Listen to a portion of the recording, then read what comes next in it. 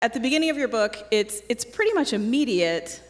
You get this sort of windfall. When you're 16 years old, you get signed by Atlantic Records, you record a hit song, and suddenly you're thrust out performing with people that you've been looking up to your whole life, and you're 16 years old. What was it like standing at the side of the stage looking at your heroes at that age?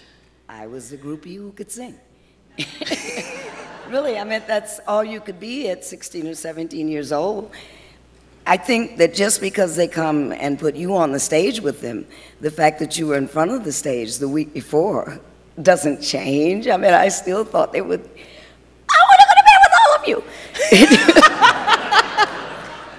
Well, speaking of that, let's get to that. Well, you mentioned romances with Otis Redding and Benny King very early on when you were still a teenager, but you were very sort of blasé about it when you were a teenager, and I thought that was so interesting because most 16-year-olds would have been, you know, amazingly excited. But you only know the 16-year-olds from now. Yeah, that's true. So it's very.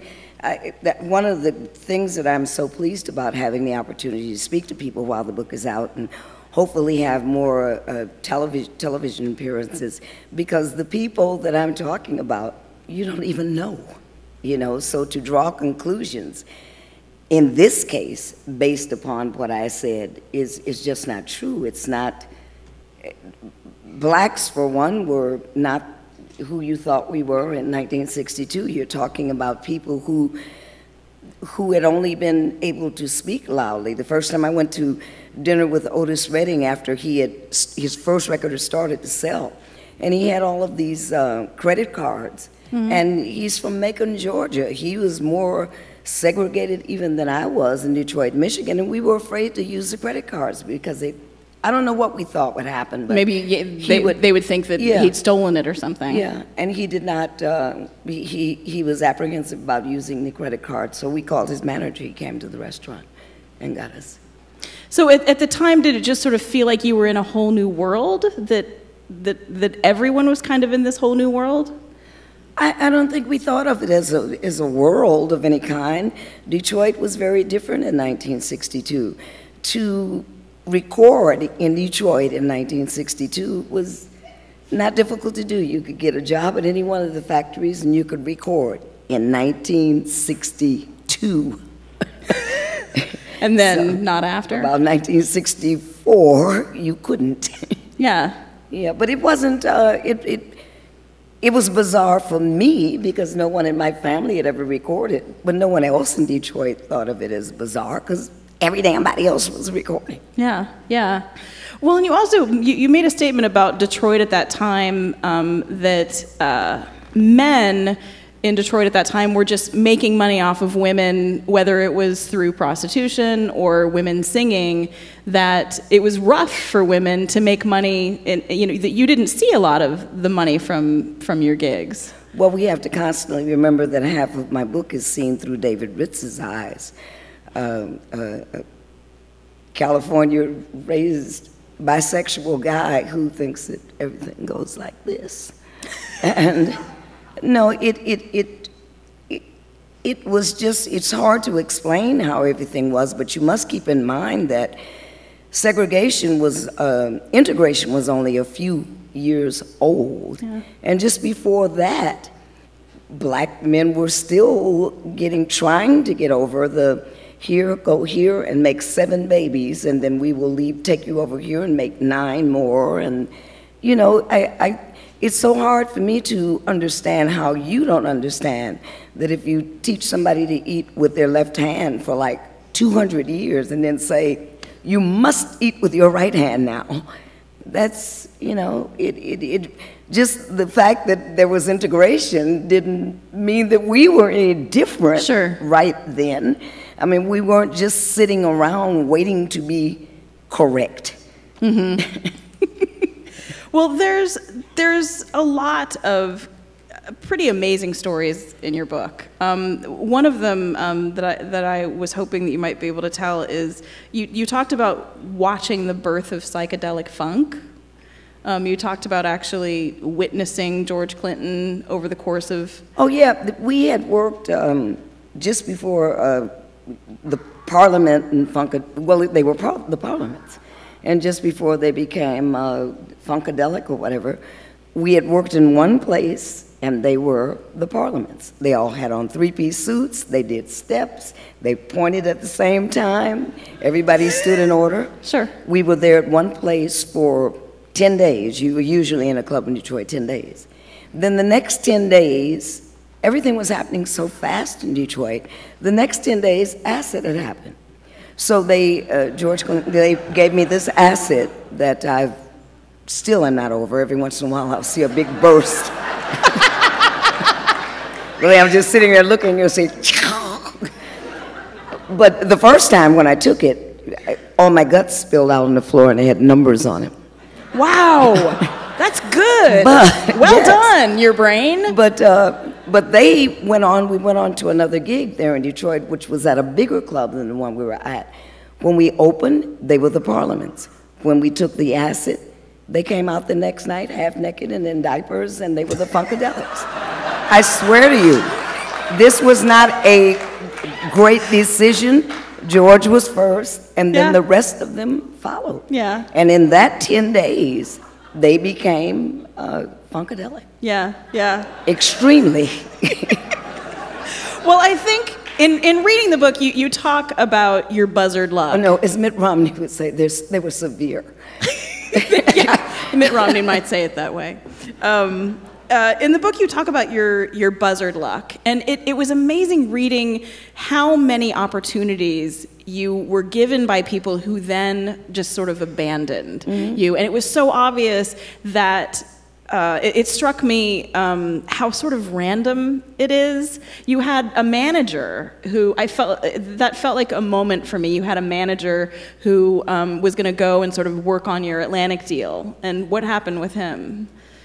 The biggest black star at the time, Mary Wells, her husband shot him. As he went to New York to talk about your deal. He went to New York, actually went to New York to talk about Mary Wells leaving Motown and going to a bigger company. Because people don't realize that as well. At that time, Motown it was just a small local company. So her husband was trying to get her into a bigger company. And I was with Atlantic, so it was like, you talk about amazing. Yeah. That was amazing that I wasn't with Motown. I was with a national company that was the biggest black record company in the world. And they went to New York to negotiate her leaving Motown. And her husband, Herman Griffin, and my manager, Robert West, got into an argument, and Herman was about my size and height. And, you're a smaller person. Yeah, and Robert West was much taller. And he would pull this gun. Anytime he got drunk, he would pull this gun.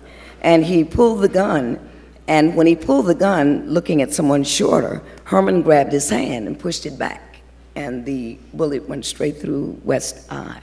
So I became the only young artist whose manager had been shot by the #1 artist. It started out weird. It did start out weird.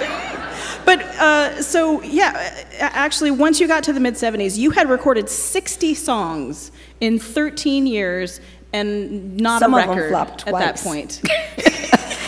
But it struck me, your perseverance. Why didn't you quit? Because I do this better than anything else. And I think someone was telling me as we were signing the books earlier at the book signing, and a lady came up and she said, my mother is older than you, and she's a very good singer, and she wants to give this trial up, you know, can you tell me, can you write something in the book? And I said, is anybody else telling her she can sing? Yeah. You know, the reason I didn't quit is because people kept telling me I could sing and they kept paying my damn bills. Yeah. But if nobody's telling you can sing it, you just got it in your heart to sing, go this shit back to work.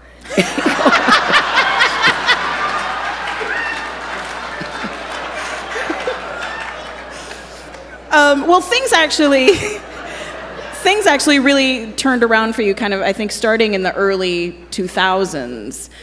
But this moment, I think, the big moment that I think seemed like a big turnaround for you was the 2008 Kennedy Center Honors, where you were asked to sing a Who song, and Roger Daltrey was there, Pete Townsend was there, Barbra Streisand was there, and you brought Pete Townsend to tears. Which, pretty amazing. Did you know that night? Did you feel that that was a turning point for you? No, I certainly didn't. I didn't like the song. I'd never heard the song before. But it was Love Reign Over Me. But it was just a song. Yeah. You know, whereas, as I tell my audience now from the stage, these may have been the songs of your youth, but they were the nemesis of mine. They weren't played on black radio. I didn't know any of them. And my husband, who is Irish, was like, Love Reign Over Me. At first, we have to remove the word or. Mm-hmm. So I immediately changed it to Love Reign Over Me. Mm-hmm. And I was fortunate enough to have Rob Mathis, who's just a brilliant arranger, do just what we did on the Interpretations album. Everybody just suspend your thoughts. I'm the only black person there who doesn't know these tunes. Suspend your teenage thoughts and play what I am singing. Mm-hmm. And so they made me this whole arrangement, which I fell in love with. So that made it easier to sing the song. I had Roger and Pete were sitting right there. And then Barbra Streisand was sitting next to them. Aretha was sitting right here. And Beyonce was sitting right here. So I call this my Three Stooges slap. Just.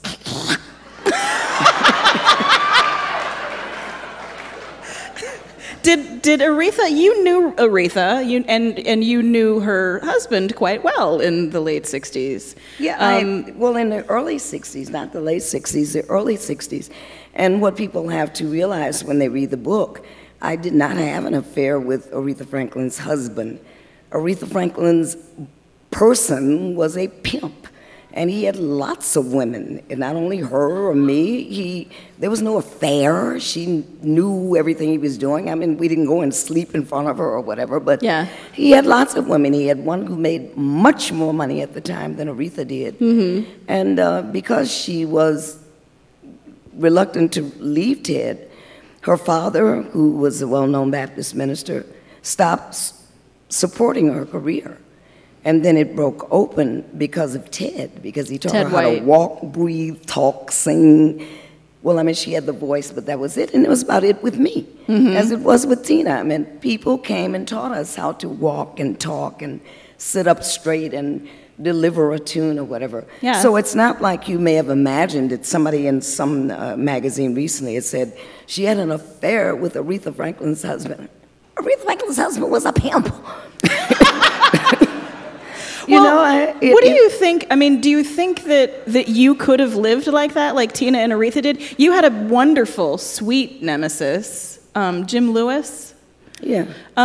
Do you think that I mean, would you have lived like that if it meant that you could have had that career? No, I've never left anybody twice, and no one has ever hit me over once. Yeah. No, I really would not have stayed there. And with Ted and I, we were more buddies than anything else. Yeah. Buddy for me, but he really appreciated my talent, taught me an awful lot. First time I ever had any expensive perfume in my life, he bought it. And the woman who was paying all of the early bills was a really high-paid prostitute. Wow. Who made lots of money, afforded Ted the luxury of supplying Aretha's career. And it just wasn't being looked at through the same eyes that you're looking at it now. Mm-hmm. So it wasn't like, to us, it really was not. So you after this 2008 concert, you've had 2 Grammy-nominated CDs. You've just created another CD that actually came out at the same time as this book. Mm-hmm. Do you feel now? Are you happy with where your career is now? Oh my goodness, I'm absolutely thrilled. I've got these 2 Grammy nominations. I've actually been able to pull a black and white audience together in Portland. Mm-hmm.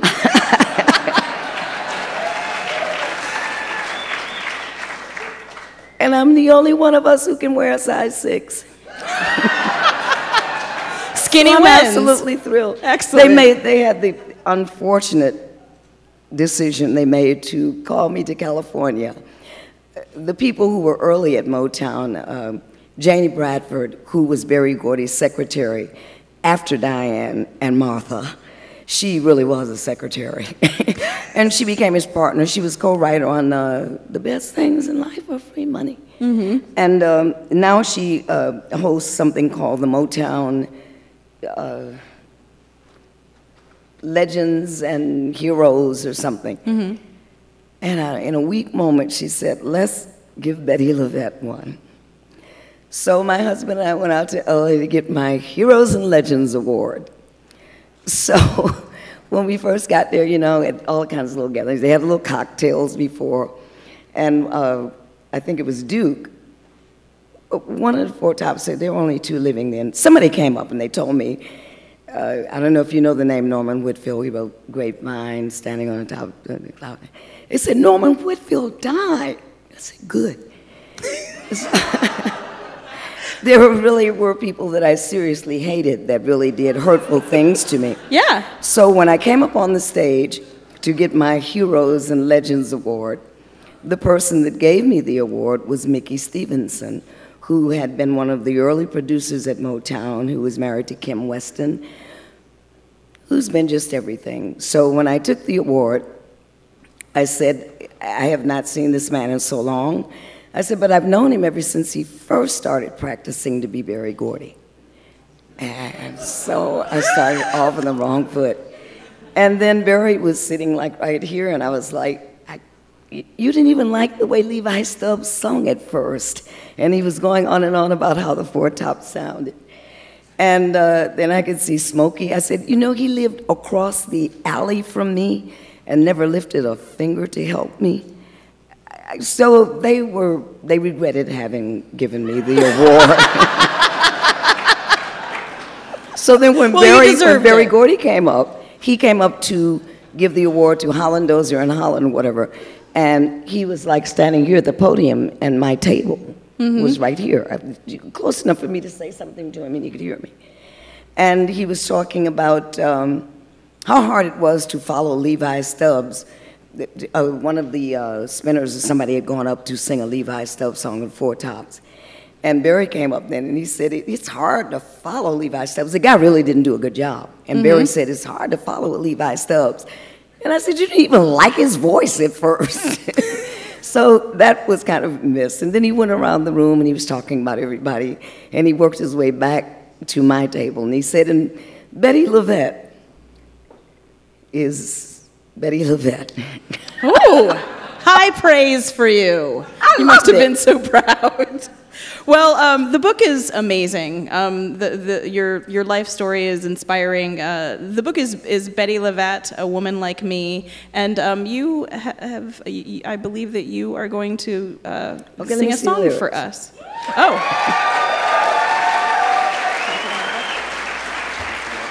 Yeah, baby, thank you. I'm really not going to actually sing a song. I'm going to speak a song, kind of. It's easier to sing than to read. I don't know where it is. Oh, yeah. But this young woman is from Nashville, and she wrote one of the songs on the new CD, which is called Thankful and Thoughtful, which I am. I don't know. They're now taken to calling me the Grandma Moses of soul. I don't know anybody else who's had a new career dumped in their laps at 66 years old. And this is a...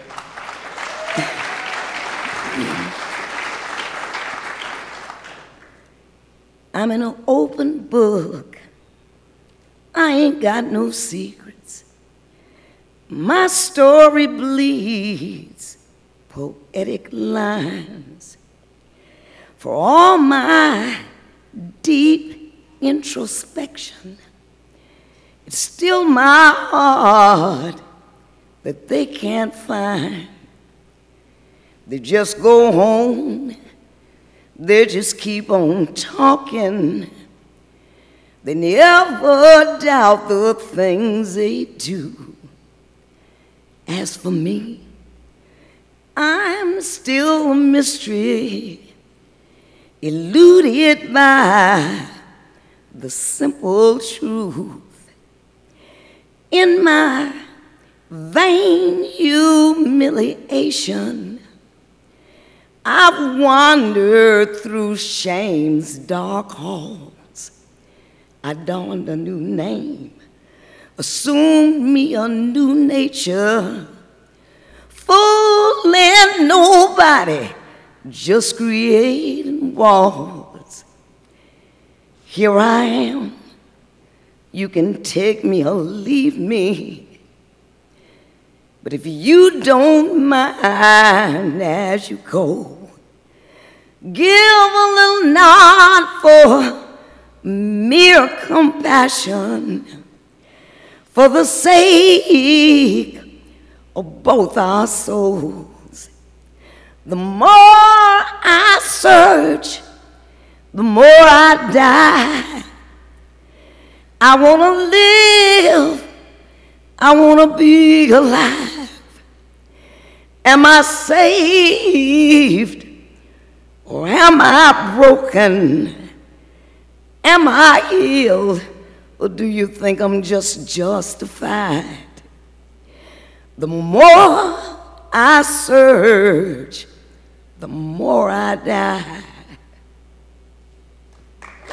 Bettye LaVette, the book is A Woman Like Me. Thank you so much for being here tonight. Thank you, baby.